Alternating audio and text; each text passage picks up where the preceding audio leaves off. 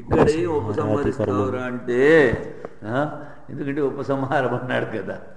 ఉపసంహారం అంటే ఉపక్రమము ఉపసంహారము.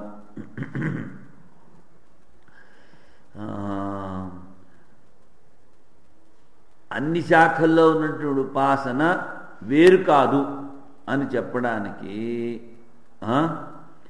ఈ అధికరణాన్ని ప్రారంభిస్తున్నాం. ఫలఫలీభావ సంగతి, తరువాత ఫలం కలది. ఇంకోటి ఏమిటి? ఉపాసనల యొక్క ఫలము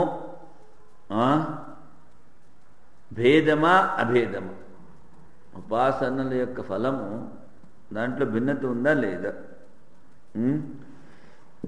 ఉపాసనలన్నీ ఒకటేనా, లేకపోతే ఒకే ఫలాన్ని ఇస్తాయా?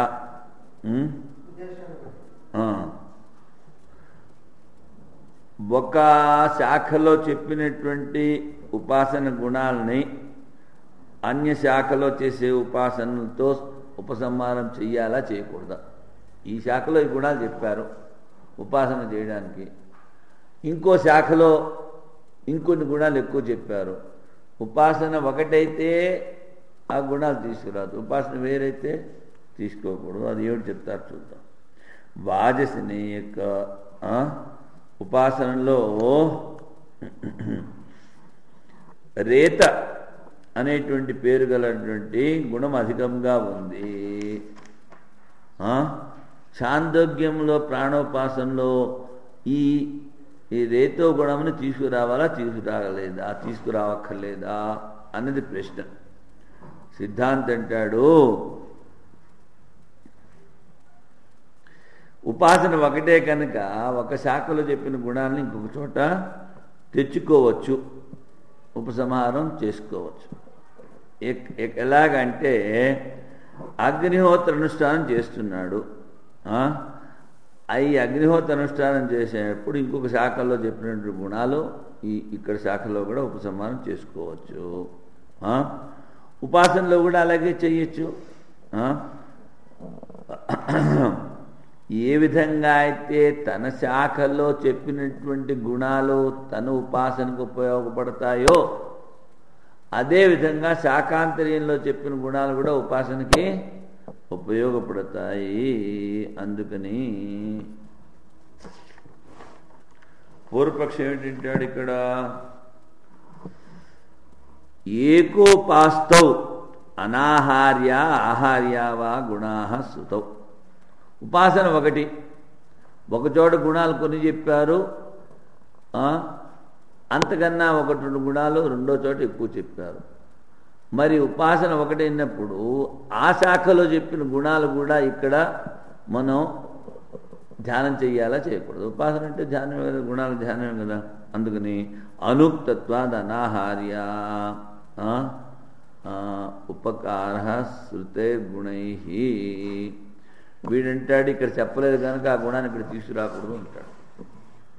అందుకనే దీన్ని ఈ పాదం పేరే గుణోపసంహారం. శృతత్వాద్ అన్యశాఖాయాం ఆహార్య అగ్నిహోత్రవత్. అగ్నిహోత్రంలాగా ఇంకో శాఖలో చెప్పిన గుణాలు కూడా తీసుకోవాలి నాయన. విశిష్ట విద్యోపకార స్వశాఖోక్త గుణై సమః. తన శాఖలో ఏ విధంగా అయితే గుణాలు చెప్పారో ఉపాసనకి, అదేవిధంగా అక్కడ గుణాలు కూడా ఈ ఉపాసన తెచ్చుకుంటే మనకి అది విశిష్ట ఉపాసన అవుతుంది. విశిష్ట విద్యా ఉపకారక. రెండు గుణాలతో ఉపాసన చేస్తున్నావు, ఇంకో గుణం తెచ్చుకున్నావు, ఇంకా మంచిది కదా. అందుకని ఏమిటి? విశిష్ట ఉపాసన అవుతుంది. అది ఈ ఉపాసనకి అది ఉపకారకం అవుతుంది, అపకారకము కాదు. వాజసనేకే ప్రాణ విద్యాయాం అధికో గుణం రేతాఖ్యసుత. ఇప్పుడు ప్రాణ విద్యలో ఇంద్రియాలన్నీ దెబ్బలాడుకుంటాయి కదా. ఆ ఇంద్రియాలన్నీ దెబ్బలాడుకుంటున్నప్పుడు బృహదారణ్యకంలో రేతస్సు కూడా ఒక ఏడాది బయటికి వెళ్ళిపోయింది, నపుంసకులా జీవించాడు వాడు. ఇంకేం చేస్తాడు పాపం? అంటే నాసౌ ఛాందోగ్యే ప్రాణ విద్యాయం ఉపసంహర్తవ్య. ఇక్కడ ఆ గుణాన్ని మనం ఇక్కడ తెచ్చుకోకూడదు అంటే అత్ర ఎందుకంటే ఇక్కడ చెప్పలేదు కనుక విద్యా ఉపకారకస్తు అత్ర శృతైరేవ ప్రాణభాగాది భీర్ గుణై భవిష్యతి. ఇక్కడ ఉపాసనకు ఉపయోగము అది శృతి ద్వారానే చెప్పారు. ప్రాణము భాగాది గుణాలు ఇక్కడ చెప్పలేదు కనుక ఛాందోగ్యంలో ఈ గుణాన్ని గురించి చింతన చేయవలసిన అవసరం లేదు. అంటే ఇది ప్రాప్తే ఏతత్ శాఖాయాం అవశ్రవణేపి శాఖాంతరే శృతత్వాద్ ఉపసంహార్య ఏవా. ఇంకో దాంట్లో చెప్పకపోయినా ఇక్కడ తెచ్చుకోవాలని ఆయన అగ్నిహోత్రాదనుష్ఠానేషు శాఖాంతరోక్త గుణయుక్తతయా ఏవ అనుష్ఠాన దర్శన. అగ్నిహోత్రులు ఇంకో శాఖలో చెప్పిన గుణాలను కూడా అనుష్ఠానం చేస్తూ ఉంటారు. అలాగే స్వశాసోక్త గుణైరేవ విద్యా ఉపకార సిద్ధౌ గుణోపసంహారో నిరర్థగితి వాక్యం. వీడంటాడో పూర్వపక్షి మన శాఖలో చెప్పిన గుణాల్ని మనం చింతన చేసుకుంటే సరిపోతుంది కదా, మళ్ళీ అక్కడ గుణాన్ని ఇక్కడ తెచ్చుకోవాల్సిన అవసరం ఏముంది? అది వ్యర్థము అంటే వ్యర్థం కాదు నాయన. కర్మ భూయస్వాత్ ఫల భూయస్వాత్. మన వాళ్ళు ఏమిటంటారు? అధికస్య అధికం బలం. అదేవిధంగా కర్మ భూయస్వాత్ ఫలాధిక్యం ఇది న్యాయేన స్వశాఖోక్త గుణవత్ పరశాఖోక్త గుణానామపి ఉపకారకత్వాత్. మన శాఖలో చెప్పిన గుణాలు ఏ విధంగా ఉపకారం చేస్తాయో అదేవిధంగా శాఖాంతరాల్లో చెప్పిన గుణాలు కూడా ఉపకారం చేస్తాయి. అందుకని ఆ గుణాన్ని ఇక్కడ తెచ్చుకోవాలి ఛాందోగ్యంలో.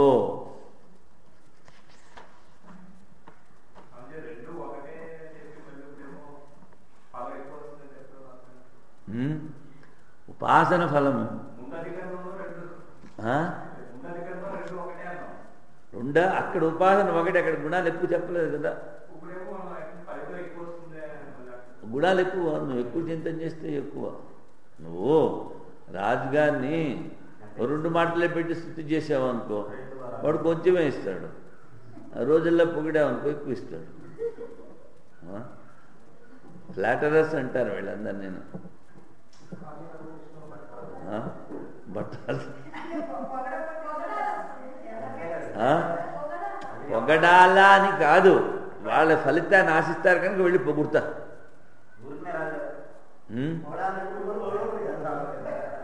అక్కడ వాళ్ళకి అదేవిధంగా ఈ దేవతలు కూడాను. ఇప్పుడు చెప్పాం కదా, ఇప్పుడు ఏమిటి చెప్పాం? రాక్షసులందరూ వెళ్ళి శివుడిని అడిగారు, ఏమయ్యా మాకు సహాయం ఎందుకు చేయట్లేదని. మీరు నన్ను స్తుతి చేయట్లేదు, అందుకని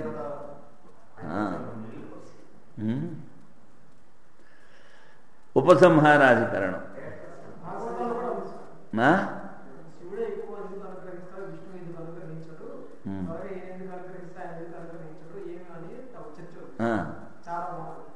అంటే అది కాదు సారాంశం ఏమిటండి? అదే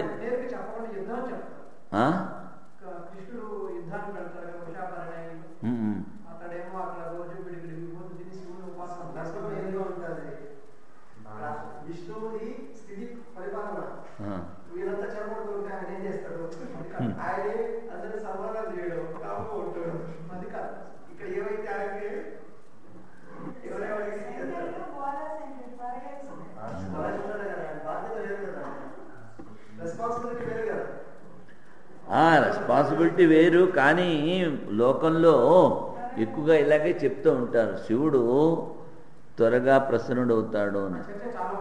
ఎందుకంటే శివుడికి ఓట్లు ఎక్కువ. అలా అని కాదు. ఇప్పుడు చూడండి, మన పంచాగ్ని విద్య శంకరాచార్యులు స్థాపించారు. పంచాగ్ని కాదు, పంచాయత. పంచాయతనలో ఉన్నది గౌరీ, వినాయకుడు, శివుడు. ఇంకోటి ఏంటి? సూర్యుడు, సూర్యుడును విష్ణువు. విష్ణువుకి ఓట్లు పడితే ఎన్ని పడతాయి? ఒకటే పడతాయి. శివుడు నిలబడితే 3 ఓట్లు పడతాయి. సూర్యుడు నిలబడితే మా చేస్తే విష్ణు వేస్తాడు. మిగిలిన వాళ్ళు ముగ్గురు వేరు కదా, అందుకని శివుడికి ఓట్లు ఎక్కువ. 5 మూర్తులు ఎవరైతే నువ్వు ముఖ్యంగా ఉపాసన చేస్తున్నావో అది మధ్యలో ఉంటుంది. మిగిలిన వాళ్ళు 4. ఇప్పుడు సూర్యోపాసన అన్నావు అనుకో, సూర్యుని మధ్యలో ఉంచారు, మిగిలిన వాళ్ళు 4 పక్కల పెట్టారు. అదే మరి అది ఏం చేస్తారో అది మనకు తెలియదు. మేము ఊరికే కొంచెం నీళ్లు పోస్తాం అంతే, మాకు అంతకన్నా ఎక్కువ ఏమీ తెలియదు.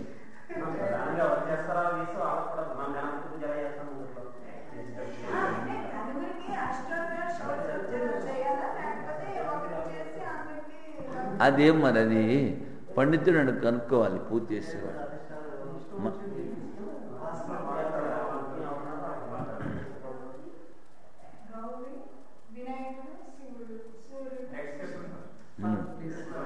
ఉపసంహారో అర్థాభేదాద్ విధిశేషత్వ సమానే చ.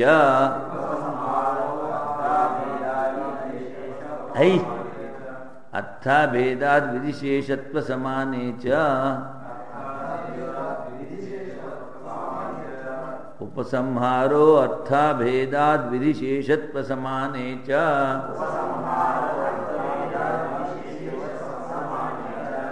ఉపసంహారో అర్థాభేదాద్ విధిశేషత్వ సమానే చ.